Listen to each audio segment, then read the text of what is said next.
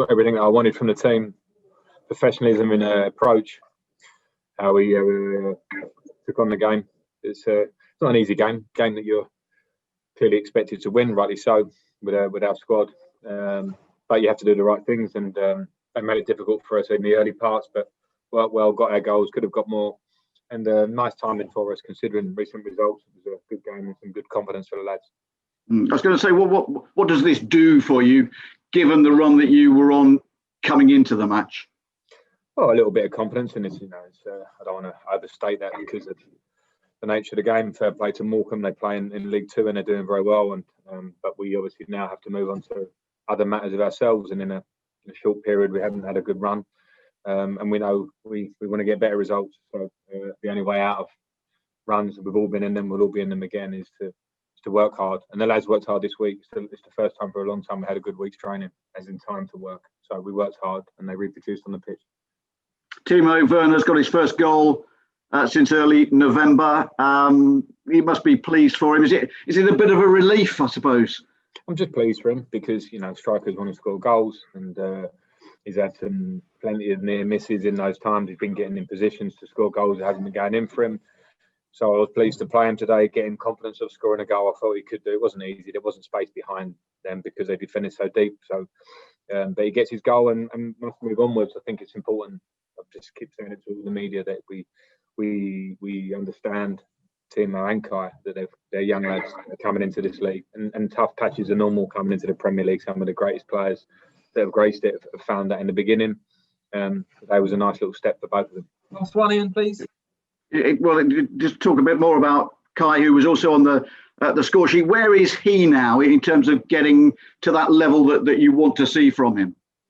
Well, I think the level is, I can't call that because I think there are numerous levels that Kai can go up because of the potential of him as a player. Because again, he's young, and even in his short period at Chelsea here, it's been unfortunate that he had COVID and suffered a bit in coming back from that. Today I saw him, and again in the week I've seen him training and seen him looking fitter, stronger.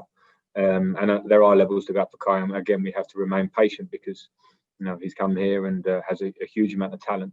But we'll have to get accustomed to the league. We'll have to get accustomed to the speed of the league and the pace of the league. He's spoken quite openly about that as well. And we as the club must support him for that because we're bought him for now and for the future. Him and see that. So, today, again, I'm not overstating it. It was a small step in the big picture, but a step made in a good way by both of them. Hi, Frank. Can you hear me okay? Hi, Jerry. Gotcha. Your academy boys did particularly well today. I thought Mason, Callum, and particularly Billy Gilmour in the middle of the midfield. Is he pushing for a first team place now on a regular basis, do you think? I think Billy is pushing, and I think Billy's been pushing since he made his breakthrough last season against top level opposition in Liverpool, one of his debuts, and played brilliantly, got man of the match and reproduced that against Everton in 2 games. And then obviously his injury came pretty soon after that. But from those moments and before that, I knew Billy would be a very, very good player for this club, to say the least, even at his young age now. So he's pushing. He came in, his attitude was good, he moves the ball well. He did it when he came on against Man City last week. And when you talk about the academy players, yeah, I agree. People talk about, and I talk about the youth of this squad, but also the youth of the squad performing very well for us. But what we can't ask for the youth of the squad sometimes is to absolutely be consistent and be killers like other players in the league are in terms of the numbers that they produce and the consistency they produce. That will come for our lads. But at the moment, I think their own contributions are good. And I agree with you, Callum and Mason as well. Nick Fuel. Hi, Frank. Obviously, some people wonder about you perhaps maybe playing a natural number 10 in your system. But do we see today, especially with Callum's goal, how it can work, most fluidly, and what you kind of want from the 2 8s? You've got one winger coming short, one going beyond the centre forward, and is that the kind of blueprint of what you want and what the system can do when it's at its most dangerous? Yeah, I believe it is, and I've heard and seen some people talk about the system of 2 8s as if they talk about it like it's a rigid system, and the 8s have to do running straight lines up and down the pitch, starting from deep and ending up higher. It doesn't end that way, but it have to be that way, particularly if you have players with attributes and different qualities like Kai Havertz, like Mason Mount, like Mateo Kovacic, players like N'Golo Kante. Players will play in different ways, but if you play players that happy to arrive into the position between the lines of what might be seen as a number 10. It can be even more dangerous than starting in that position and staying there the whole game. So for me, a fluid midfield means that players can arrive into that area. And those are things, like I spoke a lot earlier in the season about, let's give time to the players to work and to know each other. Those are the things that do need a bit of time, but we have some players with talent who can really grow into those positions, I believe. Hi, Frank. Hi. A goal for Callum today, and it seems like now he's really making an impact whenever he comes on or when he starts as well. I just wonder how far away he is from actually getting a run in the team now. Obviously, got a lot of competition in the places that he plays, but he's really performing well.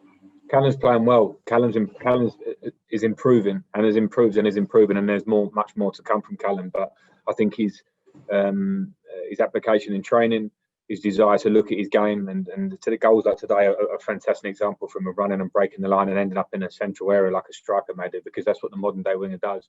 In terms of how long until he makes that case, he's making it now. I think in our team where we have, when fit, we have sort of 3 maybe natural wingers and maybe 1 or 2 others that can play in that position. There's always going to be times when I have to make selections that mean Callum might be in or not in, or someone else in or not in. But the way he's playing now, absolutely this minute, means that he's assisting, he's scoring goals, he's a threat every time he plays.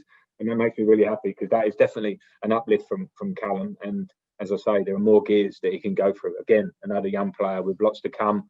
I don't expect too much, but when he's playing like he's playing, it's good to expect more from him, because he's showing a lot. Adam Newson. Hello, can you hear me?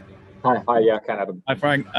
What's the situation with Fikayo Tomori? Because I think many people expected him to start today, but he was only on the bench. What's his sort of situation in his future this month? Well, the situation with Fikayo is kind of open at the moment. There's a possibility he could be going on loan to get games somewhere else. That would have to be the right solution for him and the club. It was part of my thinking of not starting him today. I gave him some minutes at the end, but whilst we're looking at that, I wanted to make sure that it was the right thing for us as the club and for him individually. So he didn't start for that, but his attitude, whilst not playing so much recently, and it's not easy. There's 5 centre backs at the club, has been fantastic in terms of in training every day and how he is. So yeah, that's what it was today. Last 2, Matt Law and then Andy Dillon to finish. Hiya, Frank. I just wondered if the team selection today was a reflection of the difficult moment they'd been going through recently, or whether you were always going to sort of pick a very strong team in the FA Cup. And also, is that exactly what you wanted from Ziyech, Werner and Havertz, just to get some sort of positivity and momentum into their game?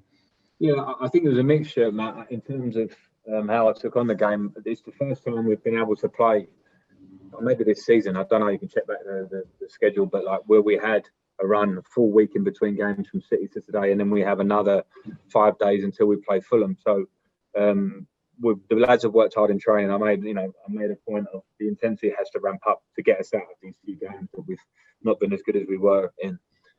So I saw this game, and this is not disrespecting the FA Cup for Morecambe, but as another session, another not training session, because again we have to win this game, but the lads, opportunity for the lads to work. So for some players, an opportunity to come into the team and get minutes if they hadn't had minutes. For other players, it was an opportunity to get a goal, get confidence. Hakim Ziyech back from injury last week, get more minutes under his belt. So that's probably a reflection on how I picked the team, just for the individuals, whilst obviously trying to make sure we won the game. Andy Dillon to finish. Hello, can you hear me, Frank? Hi, Andy, I've got you. Hiya. I loved your line earlier where you said about your players, they're not killers at the moment. So I was just wondering, how do they become killers? And also, on a light-hearted note, I was reading this morning that you got another baby on the way. And I was wondering whether Chelsea's giving you enough sleepless nights, why you've gone for some more, mate. Yeah, hopefully you can write it up to say that I said killers in the best possible term. Maybe I should find a better word than that.